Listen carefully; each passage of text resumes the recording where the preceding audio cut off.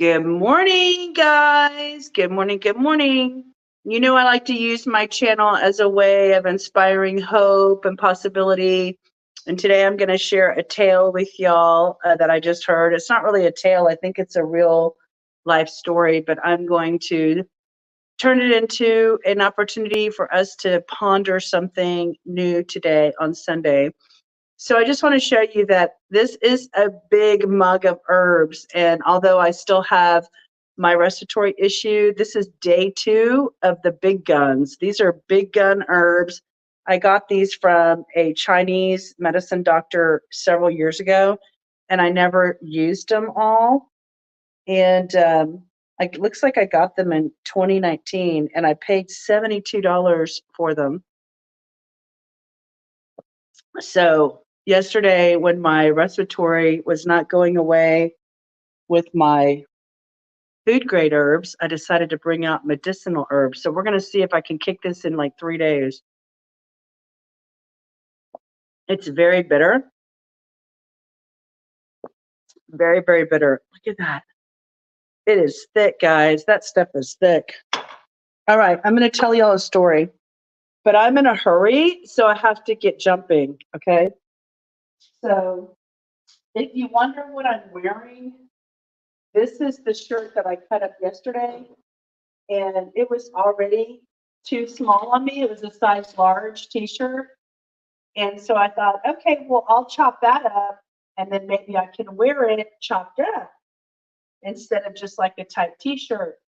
Well, a tight t-shirt stays a tight t-shirt, even if you chop it up. But I learned some things along the way, and I recommend that you practice chopping up your t-shirt on a couple of t-shirts that you don't love. And then by the time you get to the t-shirt that you do like, you'll have figured out a few things along the way. Alexa, give me a 1-minute timer. Alexa, give me a 5-minute timer.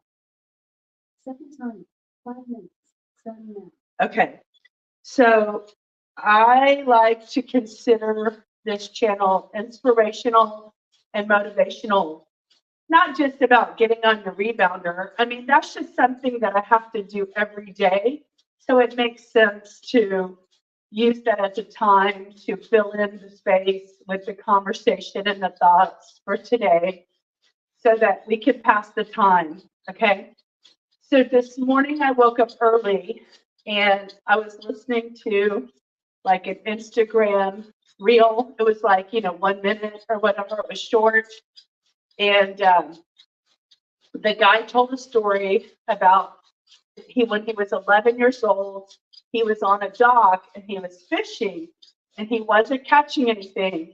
And this old man came up to him and he said, son, Alexa, stop. He said, son, you're going to catch the fish on the fallen tide. And he said, what's the fallen tide? And he said, when the tide goes out. And so it's more shallow. And the man thought, aren't the fish, all out there with the tide? And I mean, the young boy thought that. And the man said, no, the fish come in on the low tide because they can really get after all the plankton. The plankton is very accessible at that time. And so he said, you got to throw your line in at the fallen tide. So they waited, and after several minutes, the tide went out. They said, get your lines in the water, and they threw their lines in the water. And he said that they were pulling out fish by the tens, 10, 20, 30, 40 fish. And so fishing was good during the fallen tide.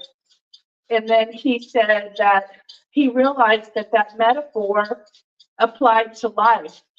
When you have a fallen tide moment in your life, in between other moments, that's when you got to get your line in the water. You got to get in the game. You got to dive in. You got to get in with both feet. You got to get fully committed during the fallen tide, because that is when infinite possibilities can exist and will exist and end up things start to happen and things start to move and you start catching fish, so to speak.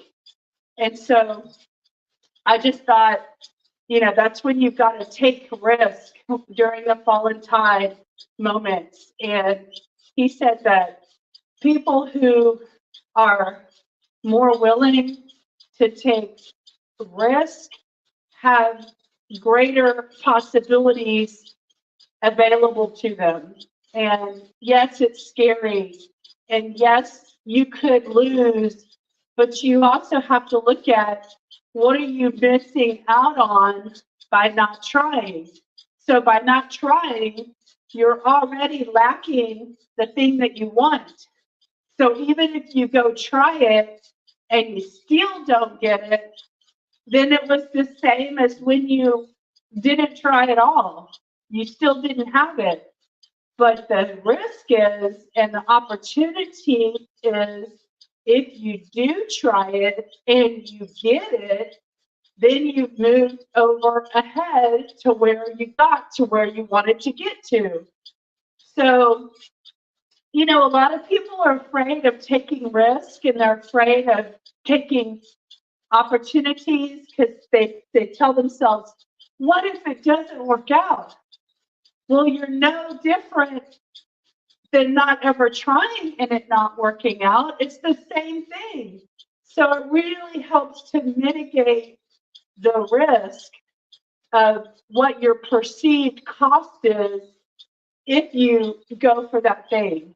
So you just have to do a cost analysis. What is your cost to get where you want to go? And then you have to look at, once you get there, are you able to receive those costs again?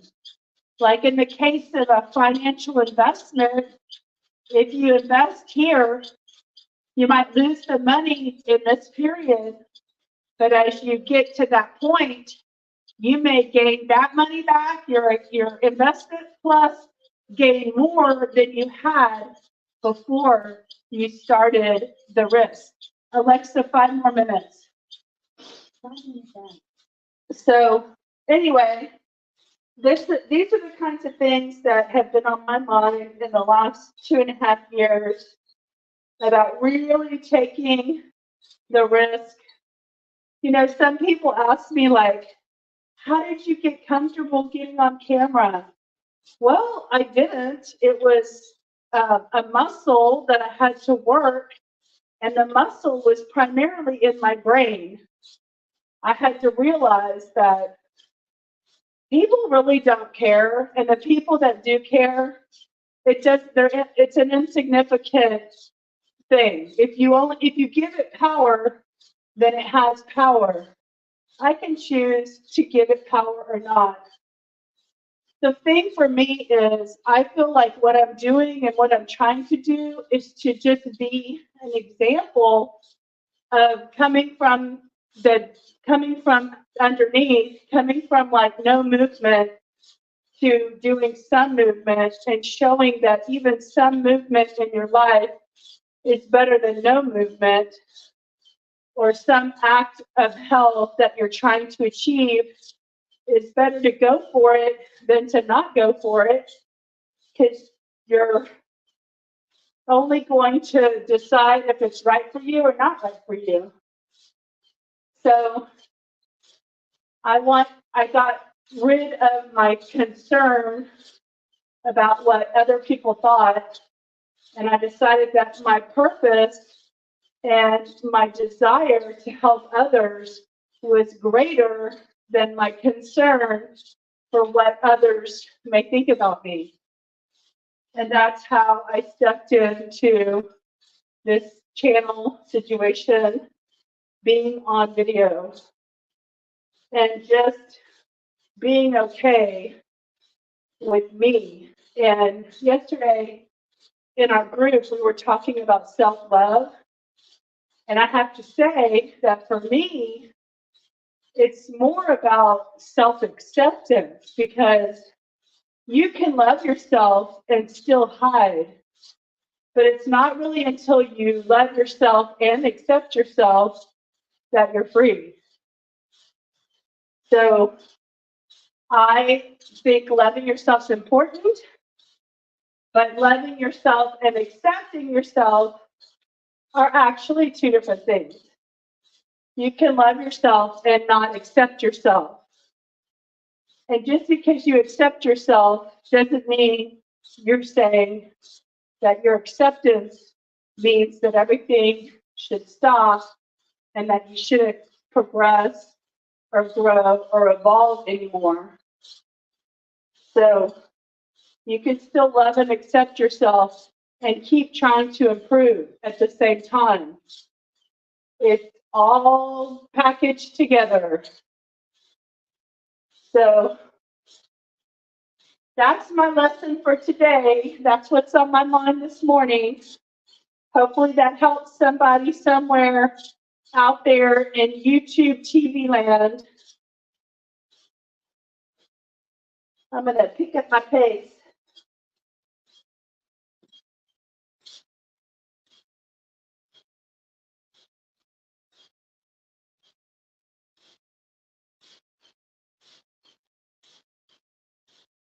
What do y'all got going on today? What are y'all doing? What's happening in your neck of the woods? You know, I never bought a microphone. I think my problem is I want to find a good one. And I don't want to just get anyone. So that's kind of what I'm thinking about.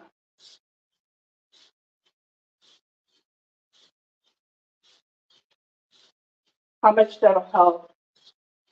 Alexa, how many more minutes? Okay, 30 seconds. That's about the same as 20 seconds. I keep asking Alexa during my 20-second left minutes.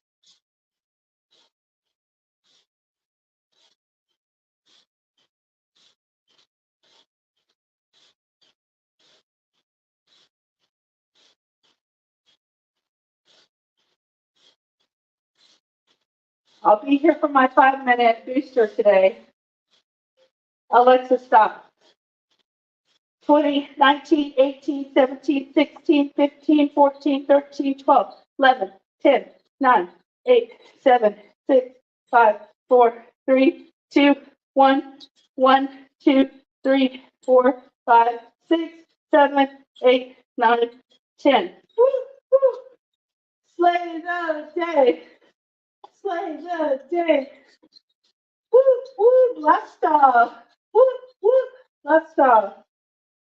All right. I have to go jump in the shower. I have to be somewhere in 45 minutes. Woo! 45 minutes. That's going to come up quick, especially since I'm washing my hair. And I got to drink all that herbs. Okay, bye guys.